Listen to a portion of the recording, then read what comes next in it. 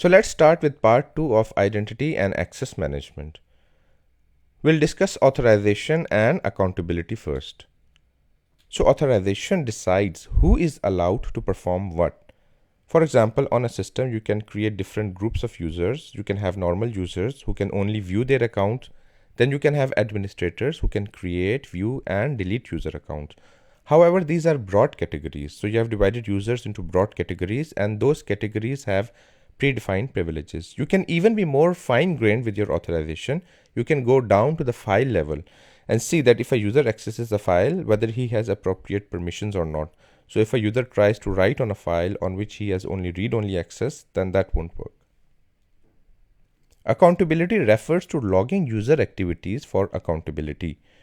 Please remember, accountability can only be done once a user has been identified and authenticated, because only then will you have non-repudiation.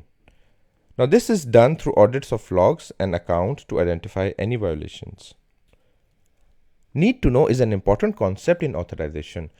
The basic idea is that you should always give a subject the minimum amount of data or information that he or she needs to complete their job. Now this ensures that every subject has got the least privileges that he or she need to complete their job duties. It's a fundamental idea in cybersecurity to provide least privileges. As an example, let's say you have an administrator who has an almost universal access to different parts of your system. He can even create, modify, delete user accounts, and he can manage a lot of different databases. Does he really need to be able to view employee salary information? So that's the question. You only give privileges which are actually required by that person to fulfill his job. You should limit the privileges to a minimum.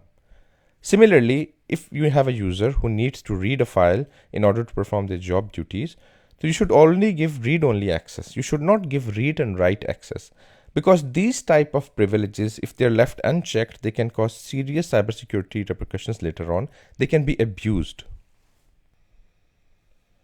Another important concept in authorization is privilege creep.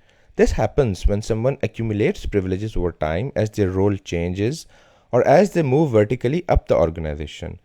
However, ideally, whenever someone gets new responsibilities, they get new privileges, but their old privileges should be reviewed and revoked accordingly. But this doesn't happen often. So an example could be you have a sales assistant who moves on to become network administrator and then a security administrator. But he still retains privileges to access sales systems despite his lack of need to do so. Now this usually happens because organizations don't have accountability processes in place. Now accountability basically refers to holding people responsible for their actions. This is enforced through log audits, account audits, and an interesting concept which is job rotation. So the basic idea of job rotation is that once in a while you rotate people among jobs. The problem stems from the fact that if there is someone who's been performing a role for a very long time, it is difficult to obtain visibility into what exactly is he doing, or if he's, violating any rules.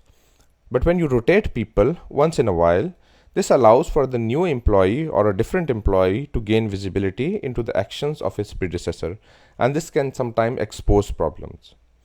Now, please remember, accountability can only be enforced if we have non-repudiation, that the subject must have done identification and authentication. Only then we can be sure that it was specifically the subject which was performing this task. There are a number of sources of information which can help with the accountability process. For example, we have network logs which contain routers, switches logs. They can be firewall logs. Now they can show if a user has, for example, visited a particular website, what are the sessions created by that user, and so on.